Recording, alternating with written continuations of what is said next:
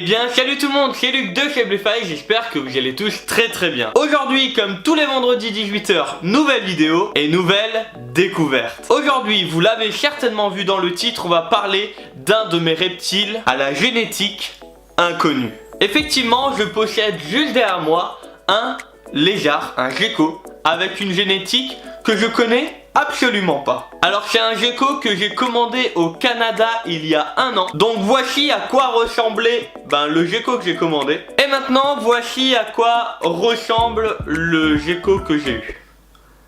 Oui, on peut le dire, c'est pas le même gecko.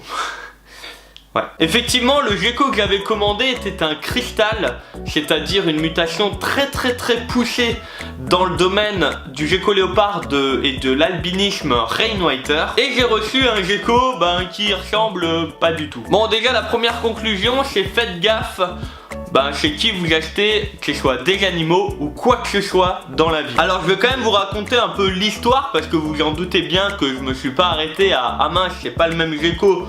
Donc, tant pis. Alors j'ai contacté l'éleveur afin de lui expliquer ma situation, comme quoi j'avais pas eu le bon lézard, mais pas du tout le bon lézard. Et il m'a simplement répondu comme quoi, ça n'est pas possible. Si, c'est extrêmement possible, étant donné que c'est ce qui vient de m'arriver. Donc je lui ai envoyé les photos, la photo de lui. Il est quand même joli, hein, attention, c'est un très beau lézard, il a des yeux splendides. Alors j'ai des idées de ce que ça peut être en mutation, mais il n'y a rien qui le prouve. Je ne connais pas la génétique des parents, je connais rien du tout. Donc actuellement, je peux rien prouver. D'ailleurs, si certains d'entre vous s'y connaissent en génétique, donnez-moi vos idées dans les commentaires. Alors après lui avoir envoyé les photos, il m'a tout simplement répondu: effectivement, c'est pas du tout le même gecko. Et c'est à ce moment-là que les petits soucis ont commencé. En fait, j'ai clairement eu l'impression qu'il a cru que j'ai pris un de mes reptiles en disant voilà le reptile que tu m'as donné. Et que de mon côté, j'ai tout simplement récupéré le bon reptile, donc celui qui devait m'envoyer à la base, comme de rien n'était quoi. Donc à ce moment-là, je lui ai tout simplement expliqué comme quoi j'étais pas content du tout, comme quoi j'aimerais qu'il me rembourse l'achat de mon animal. Alors vu que je sais que sur internet tout le monde est friand dès que ça parle de pognon, pour vous donner une idée, je l'ai payé 300 $.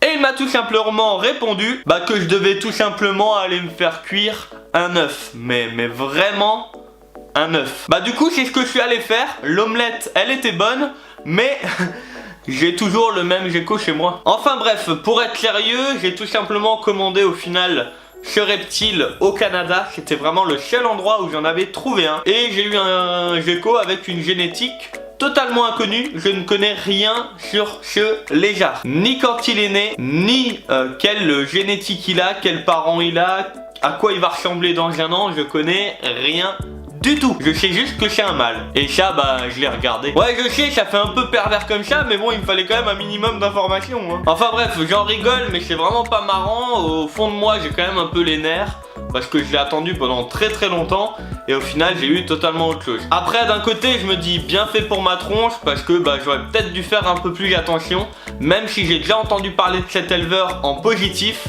Soit l'erreur est humaine, soit c'était peut-être pas si positif que ça quoi. Alors certains vont peut-être me demander s'il n'y a pas des possibilités d'apprendre des choses sur ce lézard. Alors la réponse est clairement oui, il y a possibilité. Pour faire bien, faudrait que je le mette avec différentes femelles afin de voir les gènes qui ressortent et qui ressortent pas, afin d'avoir une idée de quelle génétique il a. Et là il y a vraiment un problème d'éthique qui se pose, parce que effectivement les geckos, les bébés qui vont avoir des choses de lui et de la mère, ça va permettre d'avoir une idée de ce que c'est.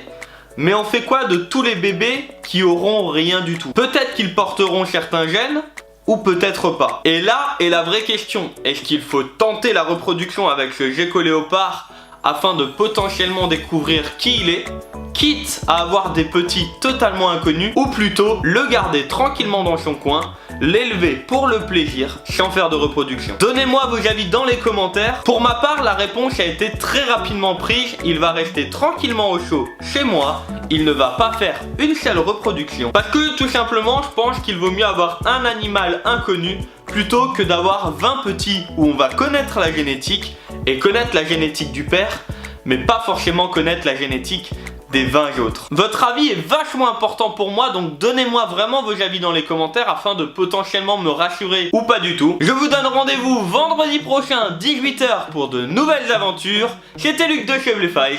Ciao tout le monde.